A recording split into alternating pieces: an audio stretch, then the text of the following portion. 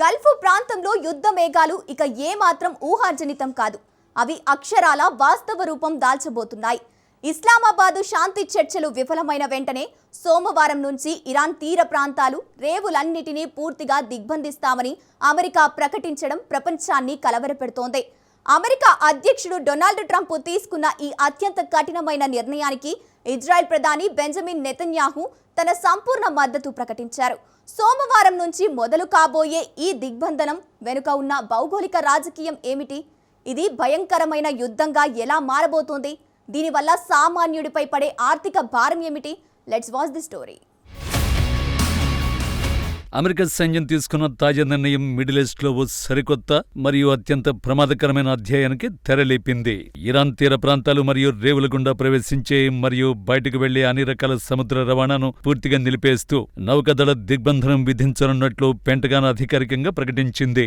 అధ్యక్షుడు Donald Trump ఆదేశాల మేరకు యుఎస్ నేవీకి చెందిన 5వ నౌకాదళం ఇప్పటికే పర్షియన్ గల్ఫ్ మరియు అరేబియా సముద్ర జలాల్లోకి భారీగా చేరుకుంది.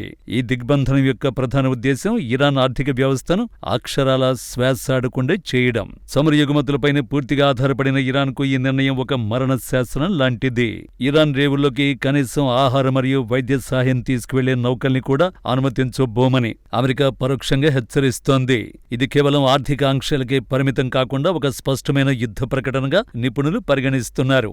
దౌత్య మార్గాలు మూసుకుపోయిన నేపథ్యంలో అమెరికా తన సైనిక ఖండబలాన్ని ఉపయోగించి ఇరాన్ను లొంగదీసుకోవాలని చూస్తోంది. ఏ నౌకైనా ఈ ఆంక్షల్ని ఉల్లంఘించి ఇరాన్ వైపు వెళితే దానిని నిర్దాక్షిణ్యంగా ముంచివేయడానికి అమెరికా దళాలు వెనుకాడవు. అమెరికా విధించబోతున్న ఈ నౌకాదళ దిగ్బంధనానికి అంతర్జాతీయంగా మద్దతు కరువైనప్పటికీ ఇజ్రాయెల్ మాత్రం అత్యంత సంతోషంగా దీనికి స్వాగతం పలికింది.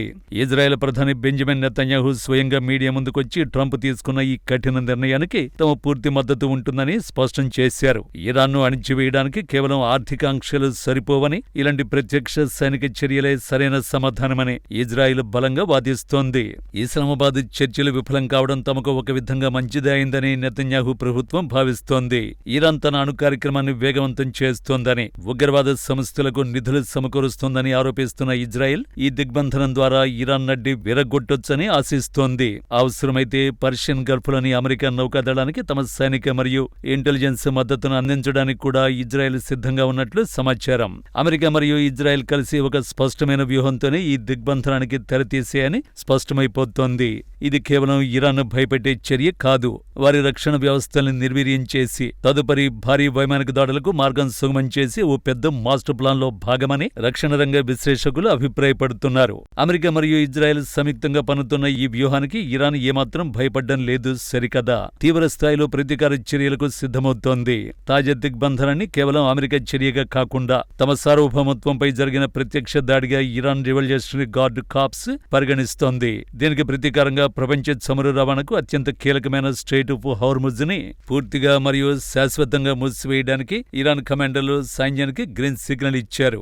అరేబియా సముద్రంలో మోహరించిన అమెరికా యుద్ధ నౌకని లక్ష్యంగా చేసుకుని వందలాది కామికాజ్ అనే సూసైడ్ డ్రోన్లు మరియు యాంటీషిప్ బ్యాలిస్టిక్ క్షిపణులను ప్రయోగించడానికి ఇరాన్ సన్నాహాలు చేస్తోంది. ఇస్లామాబాద్ చర్చలు విఫలమైన మరుక్షణం నుండి ఇరాన్ తన అణు కేంద్రాల్లో యురేనియం శుద్ధి ప్రక్రియను ఏకంగా అణుబాంబు తయారీ స్థాయికి పెంచేసినట్లు నిఘా వర్గాలు చెబుతున్నాయి. అమెరికా తమను ఆర్థికంగా చంపాలని చూస్తే తాము ప్రపంచ ఆర్థిక వ్యవస్థని కుప్పకూలుస్తామని ఇరాన్ బహిరంగంగానే హెచ్చరిస్తోంది. తమ దేశంపై దాడి జరిగితే గల్ఫ్ ప్రాంతంలోని అమెరికా మిత్ర దేశాలైన సౌదీ అరేబియా, యుఏఈ చమురు బావులపై కూడా క్షిపణుల వర్షం కురుస్తుందని ఇరాన్ సుప్రీం లీడర్ అనుచరులు ప్రకటిస్తున్నారు. ఇది భయానక యుద్ధానికి నాంది పలకబోతోంది. అమెరికా నౌకాదళ దిగ్బంధనం కేవలం రెండు దేశాల మధ్య సమస్య కాదు, ఇది భూగోళంపై ఉన్న ప్రతి మనిషి జేబుకు చిల్లులు పెట్టబోతోంది. పర్షియన్ గల్ఫ్ అనేది ప్రపంచ ఇంధన రవాణాకు గుండెకాయ లాంటిది. అక్కడ అమెరికా నౌకాదళం మరియు ఇరాన్ సైన్యం మధ్య చిన్నపాటి ఘర్షణ తలెత్తిన అంతర్జాతీయ మార్కెట్లో ముడి చమురు సరఫరా ఆగిపోయి ధరలు ఆకాశాన్ని అంటుతున్నాయి. బ్యారెల్ చమురు ధర ఊహించిన విధంగా $150 నుండి $200 చేరుకుంటుందని వాల్ స్ట్రీట్ ఆర్థిక నిపుణులు హెచ్చరిస్తున్నారు. దీనివల్ల పెట్రోల్ మరియు డీజిల్ ధరలు విపరీతంగా పెరిగి పెరిగి రవాణా ఛార్జీలు మొయ్యలేని భారంగా మారుతాయి. నిత్యావసర వస్తువుల ధరలు సామాన్యుడికి అందనంత ఎత్తుకు వెళతాయి. ప్రపంచవ్యాప్తంగా స్టాక్ మార్కెట్లు కుప్పకూలుతాయి. లక్షలాది కోట్ల రూపాయల పెట్టుబడులు ఆవిరైపోతాయి. భారతదేశం లాంటి అభివృద్ధి చెందుతున్న దేశాలకు ఇది ఒక అతిపెద్ద ఆర్థిక సునామీ లాంటిది. ఇంధన భద్రత లేకపోవడం వల్ల ఎగుమతులు దిగుమతుల సరఫరా గొలుసు పూర్తిగా దెబ్బతింటుంది. ఒక విధంగా చెప్పాలంటే అమెరికా ఇజ్రాయెల్ కూటమి మరియు ఇరాన్ పంతాల వల్ల ప్రపంచం మొత్తం దారుణమైన ఆర్థిక మాంద్యంలోకి నెట్టేయబడుతోంది.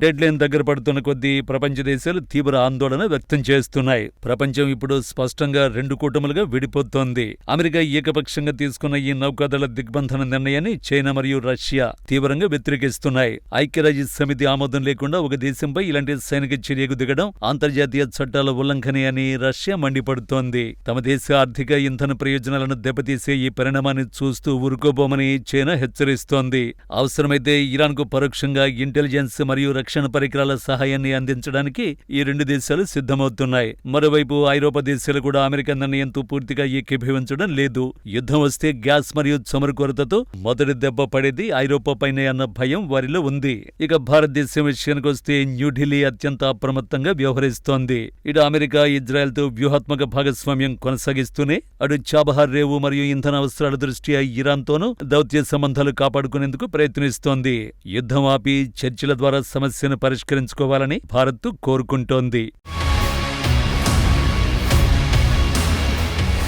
ఈ మహా ఉద్రిక్తతల మధ్య దౌత్యపరంగా అత్యంత ఘోరమైన పరాభవాన్ని ఎదుర్కొన్న దేశం పాకిస్తాన్. ఇస్లామాబాద్ను శాంతి చర్చలకు వేదికగా మార్చి అమెరికా మరియు ఇరాన్ మధ్య సయోధ్య కుదిర్చి ప్రపంచ వేదికపై ఓ గొప్ప పీస్ మేకర్ గా నిలబడాలని ప్రధాని షెహబాజ్ షరీఫ్ కన్న కలలైపోయాయి. చర్చలు విఫలం కావడమే కాకుండా అమెరికా వెంటనే సైనిక దిగ్బంధనానికి పిలుపునివ్వడం పాకిస్తాన్ దౌత్య వైఫల్యానికి నగ్న సత్యంలా అద్దం పడుతోంది. అగ్రరాజ్యాల మధ్య మధ్యవర్తిత్వం వహించే స్థాయి సత్తా తమకు లేవని పాకిస్తాన్ ప్రపంచానికి తెలియచెప్పినట్లయింది. ఈ పరిణామంతో పాకిస్తాన్ అంతర్జాతీయ ప్రతిష్ట అమాంతం పాతాళానికి పడిపోయింది. అమెరికాకు పాకిస్తాన్ మీద ఉన్న ఆ కాస్త నమ్మకం సన్నగిల్లింది. మరోవైపు తమను కాపాడే ప్రయత్నం చేయలేకపోయిందన్న తీవ్ర ఆగ్రహం ఇరాన్కు పాకిస్తాన్పై ఉంది. సరిహద్దుల్లో ఒకవైపు తాలిబాన్ల ముప్పు, మరోవైపు ఇరాన్లో యుద్ధం మొదలైతే వచ్చే శరణార్థుల ప్రవాహం పాకిస్తాన్ కోలుకులేని దెబ్బ తీస్తాయి. ఇప్పటికే IMF అప్పులతో బతుకుతున్న ఆ దేశ ఆర్థిక వ్యవస్థ ఈ చమురు సెగను తట్టుకోవడం అసాధ్యం. ఇస్లామాబాద్ చర్చలు సఫలమైతే హీరో అవుదామనుకున్న పాకిస్తాన్ ఇప్పుడు జీరోగా మిగిలిపోయింది.